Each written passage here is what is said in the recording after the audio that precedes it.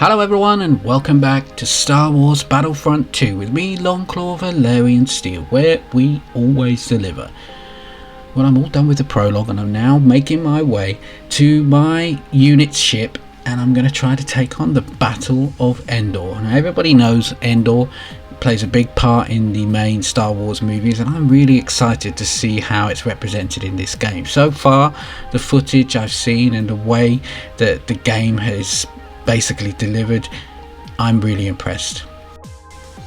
So you're playing as the Imperial commander, a commander of an elite troop of soldiers, and there's been an explosion and the Emperor has been killed, and now you're basically fighting the rebellion. And this is such a cool twist, and I'm really excited to see how this works. So come with me and I'll take you on every step of the journey. Now let's see what happens.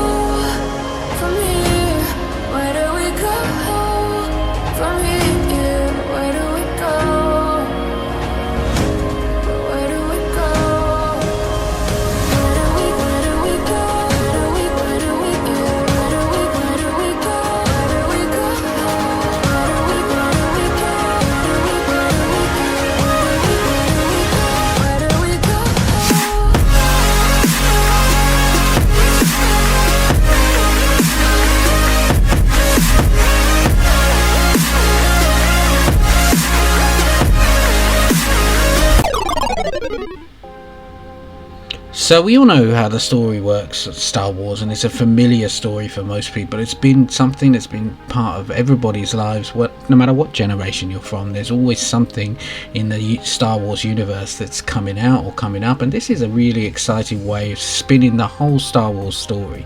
Being a bad guy and playing as part of the Empire and seeing how the rebellion attacks will have actually impacted the Empire is a really clever way of presenting a game, and I'm not sure if this is just a part of the game or something that will develop into the main story campaign, but this is mission 1, and as I said, the Emperor has been killed and you are leading a small troop of Imperial soldiers. You're the commander and you're here on the planet of Endor, and we all recognize this as the place where the Ewoks live, and you're looking for a rebellion troop, and you're going to try and take down any rebellion soldiers that you find, and also try to rescue some of your own troops that have been stranded and are pinned down by the rebellion forces. So let's go, let's see how this works. So right ahead there are some rebellion soldiers, and I guess it's just a case of making your way through the planet and taking out anybody who's in your way. And I'm going to try to take advantage of the stealth takedown and try to remain undetected for as much as possible, but inevitably it's going to happen. It gets loud, and you can see on the map there are various locations, and you have this kind of almost like Assassin's Creed kind of eagle-eye vision which shows you where all of the enemies are. And I'm really liking the combat and the blaster and the combat mechanics in the game. It's actually quite easy to get your head around, and you have a couple of different options when you're using the laser guns or the blaster guns. You can actually zoom in and really get a much closer look and fire whilst you're zoomed in, so it makes long range combat quite easy and usually quite effective. And I find that if you can use the zoom and get a grip of where the enemies are and take them out while they're in cover, it makes it a lot easier. And actually I found it quite interesting as I was going through, that you could actually fire the gun short range and long range, and that's a really cool way. So far I'm really enjoying the way that the game is letting you play with the gunfire mechanics.